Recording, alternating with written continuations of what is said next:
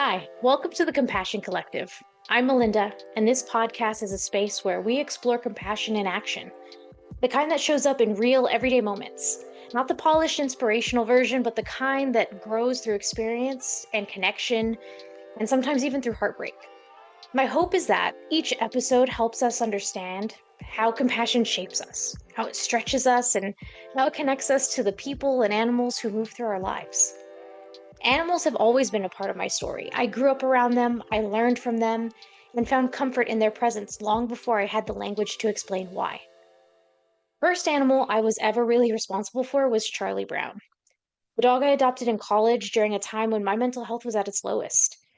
Charlie didn't fix what I was going through, but he made it bearable. He gave me structure and purpose and a kind of companionship that felt like breathing room when everything else was so heavy.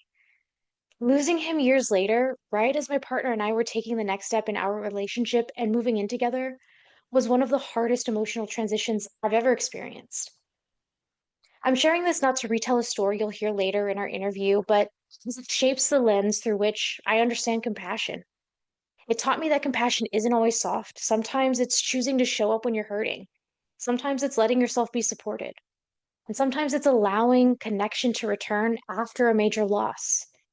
And that's what the heart of this podcast is, exploring how compassion actually feels in the real world, especially in the relationships that matter most. Another core part of this podcast is highlighting the organizations that make compassion possible on a community level. Every episode, I'll be spotlighting a different shelter or rescue doing meaningful work. These programs are often the bridge between fear and safety, or abandonment and belonging, between surviving and finally being seen. Today's episode is connected with one of those programs, Animal Care Services here in San Antonio.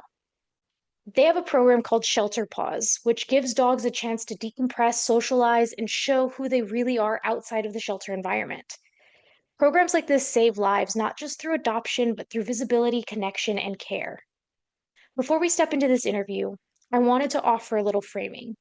You'll hear Damien and I talk about compassion through the lens of our relationship, how we've learned to show up for each other, how we've navigated grief, and how animals shape the way we understand connection. You won't hear the full story of Charlie because that moment belongs inside the conversation itself. But I wanted you to know the emotional landscape we were standing in, the grief, the uncertainty, tenderness. It's part of what makes this episode meaningful. The first conversation isn't polished or distant, it's personal, it's honest. It's the kind of conversation that shows how compassion grows between two people who are trying, learning, and choosing each other. And starting with Damien felt right because he's been part of my compassion journey from the beginning, not just in the big moments, but in the quiet ones that don't make it into the stories. So, with that grounding, let's step into episode one. This is my conversation with my partner, Damien.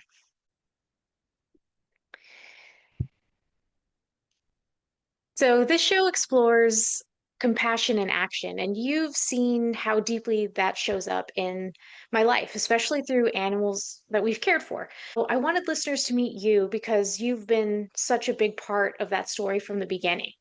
So, Damien, for people who don't know us, how would you describe our relationship? We are in a very loving and very caring relationship. We've been in a relationship since 2018. Or what were your thoughts when I told you I was starting a podcast focused on animals? I thought that checked out, and I was not surprised at all that that was the topic that you chose for a podcast, especially knowing what it is that you're most passionate about in your life. And I'm really glad that you're here to participate and help me see where this goes. One of the experiences that definitely shaped my compassion journey, I'm sure yours also, was fostering Jimmy. Can you take us to the beginning of that story? At that moment, we had just moved in together. We had not lived together in our apartment for very long. You had just lost Charlie. We had been grieving for a while now in our new apartment. And I don't remember who came across it first, if it was me or if it was you, but there was a program at ACS that would allow you to take a dog Yeah. out for a day and you get to see what their personalities are like and get them out of the shelter so they get a little bit of exposure and get to experience them outside of Yes. the shelter. So what was your expectation going into that day that we did the shelter pause? It was a day thing. I don't know that I had very many expectations. I figured, oh, we'll get to have a fun day with a dog, which is good for them because you get them out into the world and we can enjoy having a dog for a day. You kind of alluded to it, but the expectation wasn't that we were going to foster an animal that day. No. No, What was it about that experience that changed our expectation of fostering? it was Jimmy himself. He was a very well mannered dog. He was very sweet. He was very lovable. He was such a good dog, it was hard to take him back. Do you remember some of the stuff we did with him and how good he was? Like when we took him to, Mhm. where did we take him? The Cove. The Cove. Yep. We took him to the Mhm. Cove, which is a nice little outdoor spot, very dog friendly. People would just look at him and comment on what a great dog he was. I know we took him for a walk. I didn't expect a bond to develop within literal hours of just Yeah. being around him. He was a Yeah. good dog. Yeah. Yeah. There was definitely a strong connection. Hmm. In that time that Jimmy was with us, what do you think was most challenging during that fostering process? I think there were a couple of things. One, I had not been a pet parent in a very long time. I didn't know if I was even really cut out to be a pet parent because there's a lot of responsibility that goes into it. I think also Charlie had just left us.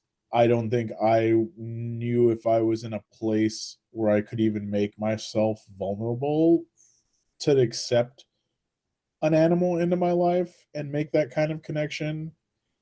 I had some doubts of how good of a foster parent that I could be. I understand that. It didn't take long to be like, no, we're going to foster him.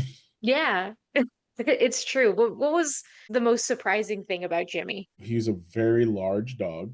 He's a staffy, but he was the epitome of a gentle giant. So quiet. Like, I swear, in the entire time we fostered him, I heard him bark once.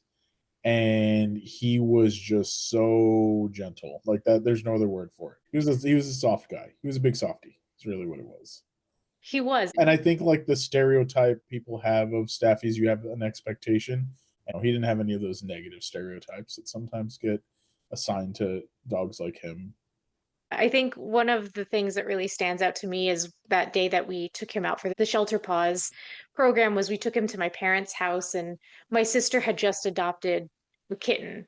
And he Mm-hmm. was so curious about that kitten and so gentle with that kitten. He just went up and put his head on my sister's lap next to her kitten just to Mm-hmm. watch her and watched her sleep and then walked away and went back to playing with people. And Yep. I think that really showcased what a gentle giant he was. Mm-hmm. Definitely. What do you remember most about the way Jimmy responded to us? Frankie is our dog that we've adopted since then. And I think I make the comparison of what Frankie was like versus what Jimmy was like. And Jimmy was completely different. Frankie was in a shelter and he was a little bit more walled off when it came to coming home and being maybe a little scared and timid. And Jimmy just did not have that. Jimmy was so like, okay, this is where I am right now. You all are my people. Cool. I'm okay with this. And just very accepting and trusting so quickly. How do you think that experience for him, having people show up for him, impacted Jimmy? I think it helped him maintain and build trust in people, which I think is important, especially for shelter dogs, because if they have a positive reaction or from experiences with people, they show a little bit better when people do come and visit looking for their next pet. Yeah. I think of Frankie. When we went to go see Frankie at the shelter, he was very closed off. And we know that people passed him by for months because he didn't show well in the shelter. He was scared and didn't really come up to people. And so we know that that really impacted him. Yeah, How do you think fostering Jimmy really shifted the way that we show up for each other, if it did at all? it did. I knew we were going to adopt an animal eventually. I wanted to show both you and myself that I could still be a good pet parent and that I was dependable and that we could depend on each other to do all the things that are involved in, caring for a pet. I appreciate that. Do you think that fostering Jimmy impacted the way you viewed yourself or a relationship? Yeah, I think it strengthened our bond. Like we took on the responsibility together and it was a lot of teamwork and a lot of co-parenting Yeah, and it really showed what we were capable of. I agree. Is there a specific Jimmy moment that really sticks with you, like a Jimmyism? He loved cuddling with you. There were a few moments where you could see his adoration for you and how affectionate he could be with you, practically climbing on top of you and laying on you as if you were a dog bed. Yeah, he did that a lot. He did. Yeah. How do you think fostering Jimmy changed you? I felt ready when it was all said and done. I said, okay, I can do this. We can do this. We can adopt a pet now. Do you think that fostering him taught you anything about connections with animals or with people? Yeah, you can never really have any set expectations. People and animals don't really speak a language other than body language. And he was a good teacher of what it means to really rely on someone, and Yeah. what it means to be dependable.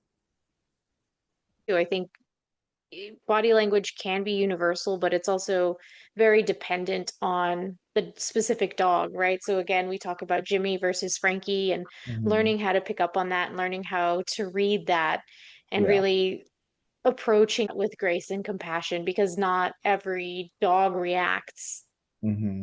the same way depending on what they've been through. Right. Exactly. So, how do you think this experience shaped your understanding of compassion and what that actually feels like in the real world? Admittedly, I'm a cynic. You know this, and I put up barriers a lot of the time because when it comes to being a pet parent or adopting an animal, it's fleeting, and that's the reality of it, right? Like you are going to outlive them. They are not going to be around forever. And I think there was a big part of me that was just like, it's not worth it because you're going to get hurt. The loss is going to be, it's going to hurt you. But I think that experience with him was so rewarding and it made me realize, oh, this experience and the joy that comes from it is worth more than any of the pain at the end.